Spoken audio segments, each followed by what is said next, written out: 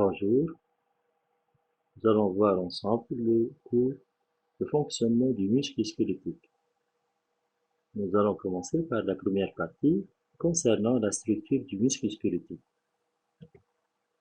Les muscles squelettiques sont les effecteurs des réactions motrices volontaires et réflexes comme le réflexe myotatique.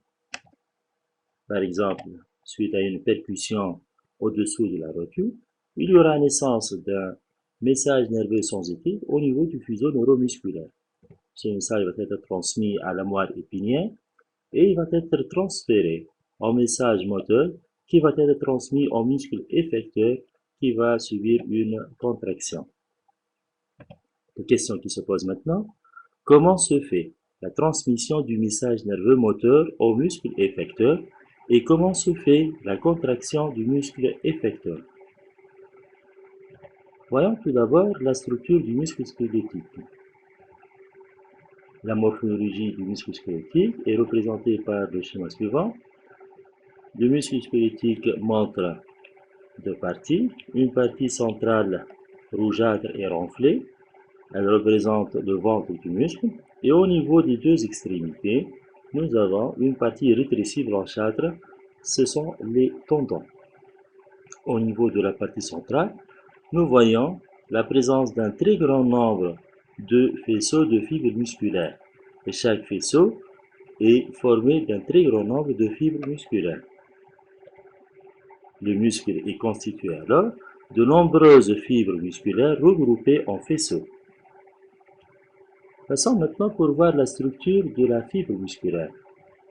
Ici, nous avons une observation microscopique qui montre cette structure.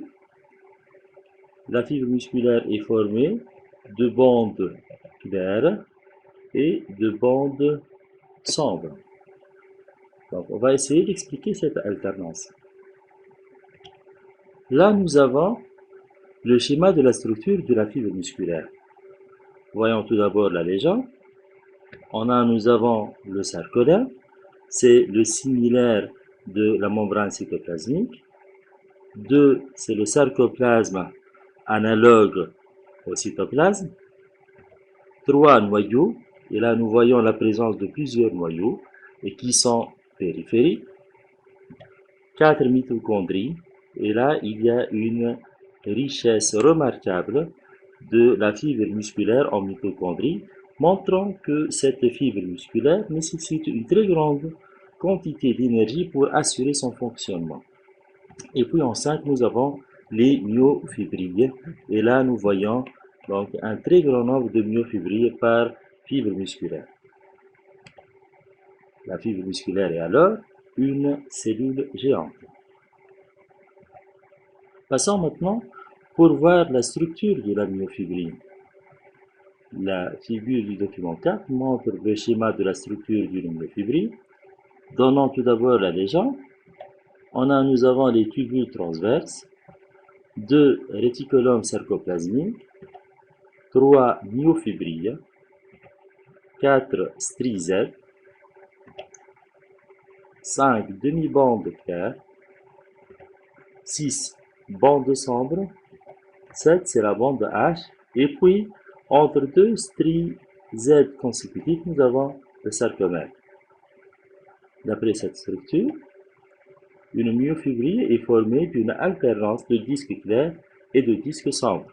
Aussi, on déduit que le sarcomère représente l'unité fonctionnelle de la fibre musculaire. Passons maintenant pour voir l'ultrastructure de la myofibrille. Ici, nous avons une photo d'une myofibrille.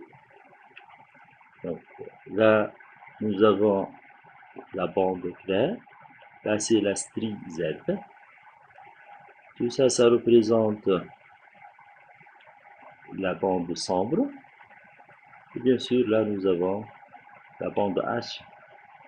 Ici, nous avons un schéma explicatif de l'ultrastructure de la myofibrille. On va donner sa légende. Nous avons les filaments d'actine fins. On dit filaments d'actine ou bien myofilaments d'actine, c'est la même chose. Voilà les myofilaments d'actine. 2, c'est myofilaments de myosine ou bien filaments de myosine qui sont épais. droit, nous avons la strie Z. D'après cette ultrastructure, le sarcomère est formé de filaments épais de myosine et de filaments fins d'actine.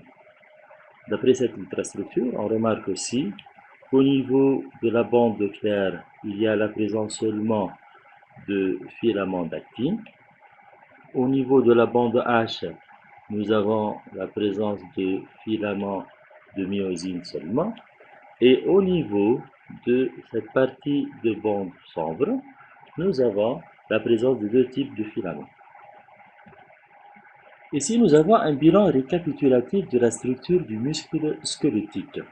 Un muscle squelettique est formé de deux parties. Une partie centrale rougeâtre et renflée, c'est le ventre du muscle. Et au niveau des deux extrémités, nous avons les deux tendons. Un muscle est formé d'un très grand nombre de faisceaux de fibres musculaires.